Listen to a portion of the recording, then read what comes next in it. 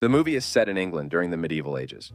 At the start of the movie, we're introduced to the king's beautiful daughter, Lady Marian. She is inside the royal bathroom singing beautifully. Just then, her maid Broomhild approaches her and asks her to get ready when Lady Marian gets up from the bathtub. It is revealed that she is during a chastity lock. Head turns out that her father, the king, wanted to protect her from evil man, so he safeguarded her assets with the lock. Unfortunately, the key has been long lost, and Marian has been desperately searching for the man who can open her lock. In the next scene, we see a group of men dancing to hip-hop music. One of the day answers sings about how Prince John and his sheriff have taken over England and are imposing heavy and unfair taxes on people elsewhere in Calais, a prison in Jerusalem. We're introduced to the main character of the movie, Robin Hood. He has been apprehended for fighting in the Crusades and is being taken to the most notorious cell of the prison their way. One of the guards asks him who sent him there, but Robin refuses to answer as a result. The guard takes out a tongue-loose, enter, and punish him with it. However, Robin still does not budge, tired the guard chains Robin next to a prisoner named a Sneeze, mentioning that he will be back for interrogation again after he is gone. The two prisoners introduce themselves and become fast friends while Robin is imprisoned for something serious, as Sneeze is locked up for simply jaywalking. Soon they come up with a plan to escape and strike the metal bar, which is holding their chains. Luckily, the bar breaks and they are able to set themselves free. The duo then frees everyone inside the cell, and collectively, all of them, as gave through the ventilator.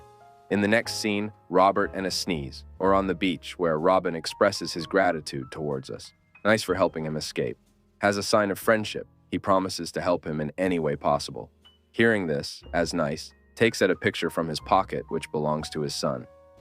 Achoo, he then hands over the picture, Robin, and requests him to look after his son who is in England. Surprise.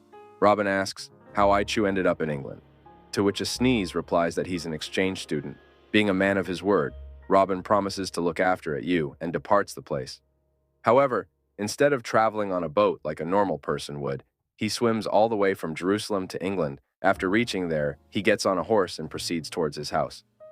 Surprisingly, on the way he sees some soldiers beating on African boy. Robin, quickly to do, says that it's a chew as there are no other Africans in the area.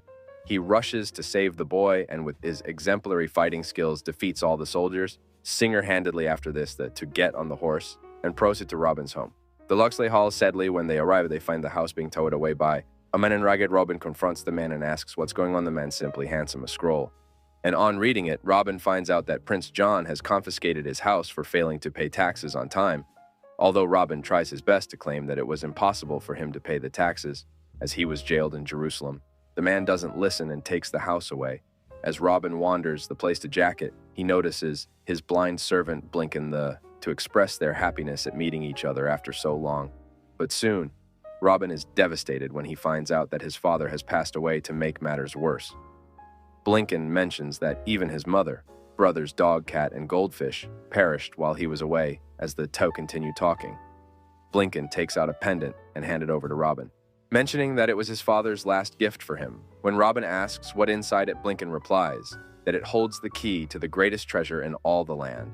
After a while, Robin introduces Chew and Blinken to each other as the trio is talking.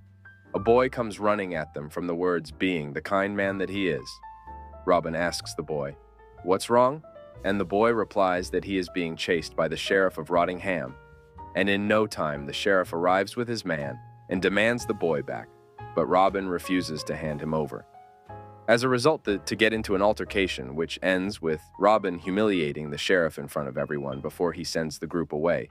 He vows to take revenge against Prince John later. The sheriff of Raw, seeing him, meets Prince John and reveals that Robin is coming for them. Here, we get to know that Prince John is acting as the ruler of the kingdom. As his brother, the king has gone to fight in the Crusades. However, instead of being a just and kind ruler like his brother, he is imposing heavy taxes on people for his own benefit.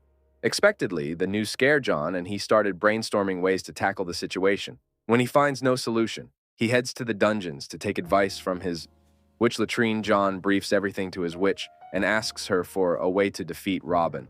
Latrine agrees to help, but in return she asks John to assist her hookup. With her crash, the sheriff of the prince is sure that the sheriff will never get close to the witch.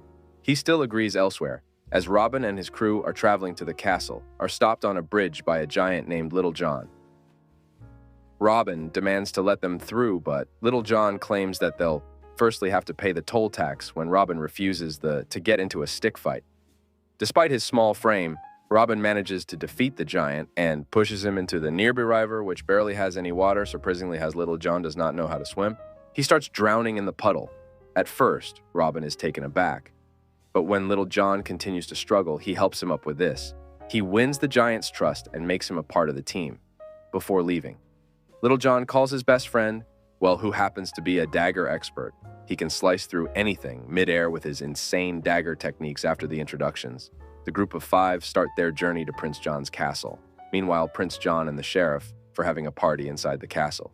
So soon, John's nice Lady Marian joins the duo and observes the celebrations. The sheriff, who was infatuated by Marian's beauty, immediately starts flirting with her, but the latter pays him no attention. Just then, Robin barges in with a dead hog on his shoulder and drops it on the royal table. John and the sheriff are left furious by the true agent, but surprisingly, Lady Marian is impressed. Nothing like a big hog to curry favor with the ladies. Robin then introduces himself to Marian and kisses her on the hand. This enrages the sheriff, and he challenges Rob into a fight. Expectedly, Robin cleans the floor with the sheriff said, the princess forced to call upon his guards. Raw and fights valiantly for some time, but he's eventually outnumbered when all hope seems to be lost. Robin's gang barges through the door and starts attacking the guards in no time. They subdue all the bad guys, impressing the entire crowd, including Lady Marian. Before leaving, Robin warrants Prince John to reduce the taxes or else he will eliminate him next time. In the next scene, Little John gathers some men to fight for the cause, but Robin fails to inspire them with his boring speech. Instead, he makes them fall asleep. Seeing this, Echu steps forward, wearing his specs, and delivers an inspiring speech despite it only being 3 sentences. The crowd gets riled up and they agree to fight with Robin against the Tea-Radical Prince of England. The next morning, all the men get dressed as Robin Hoods and start training. Robin and lead the training, but the men are so bad that they cannot even defeat some dummies. Meanwhile, at the castle, the sheriff invites in Italian mafia named Don Giovanni to assassinate Robin. Giovanni has come with his 2 associates, Dirty at CO, a mute assassin, and Filthy Luca, a multiple-time gold medalist in archery. After a bit of chatting, to come to the conclusion that they will lure Robin by organizing an archery competition in the palace, and Filthy Luca will defeat him in it when the crowd turns against Robin and calls him a loser. Dirty at Yale will assassinate him secretly. The plan makes everyone excited, and even Dirty at CEO, who cannot speak a word, starts laughing. Surprisingly, Lady Mary and is hearing the entire conversation from her balcony warrior. She immediately wakes up her maid and briefs her about the situation to discuss for a while and decide to sneak out of the castle and warn Robin of the impending danger. Marian calls her horse, jumps onto it, and lands safely. But when it's Broom held his turn, her horse simply moves away, causing her to drop onto the floor. After a while, they reach Robin's camp, and Marian reveals the sheriff's evil plot to them.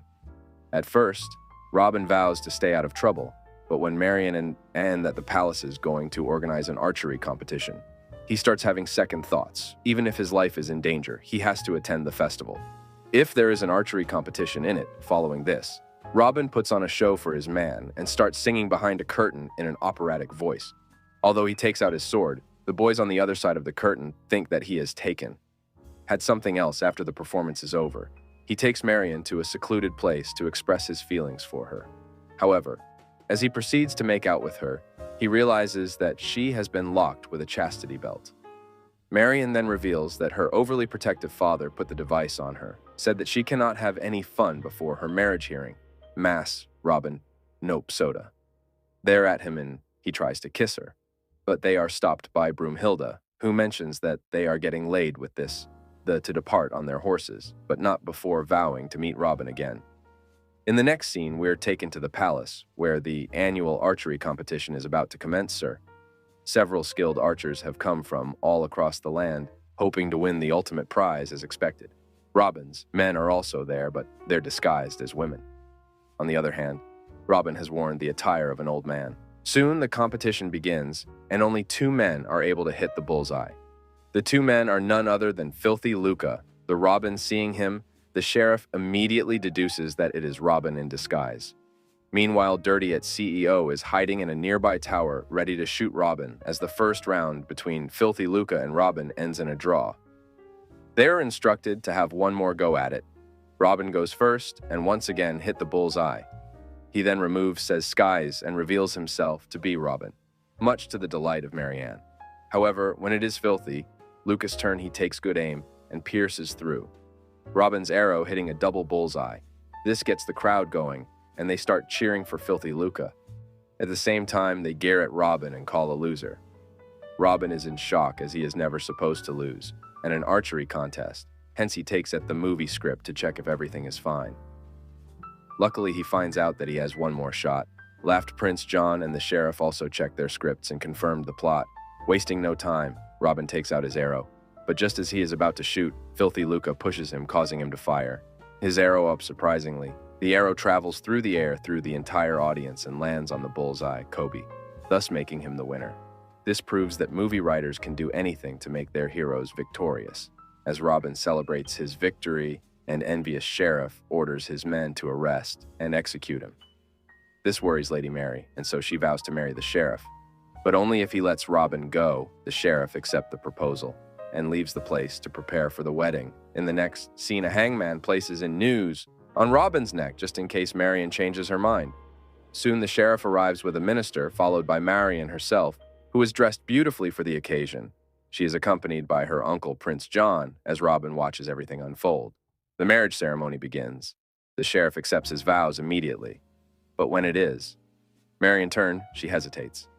This gives Chu an opening, and he cuts Robin loose with the help of an arrow. With this, an intense battle ensues as Robin's men start fighting with the guards. Amidst the chaos, the sheriff grabs Marian and forces her into his room, attempting to make love with her. However, as he proceeds to the flower, he notices the chastity lock. Determined to the sheriff, brings a drilling machine and attempts to break the lock. But it's of no use. Just then, Robin enters the room and challenges the sheriff to a duel. The two go back and forth, and during the action, Robin's pendant shatters and a key emerges from it. Surprisingly, the key lands in the lock and fits perfectly, implying that Marian's virginity is the greatest treasure in the land. Why did Robin's dad have that key? The boys are distracted for a while, but soon resume their fight after a lengthy tussle. Robin Axe currently stabs the sheriff with his sword, as the sheriff was injured on the floor. Latrine approaches him and mentions that she has a pill which can save him from death. However, she will only provide him with it if he promises to marry her with no options left.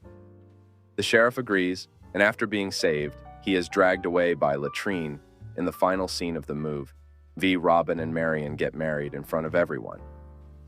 Just then, the king returns from his crusade and condemns his brother for being cruel and evil.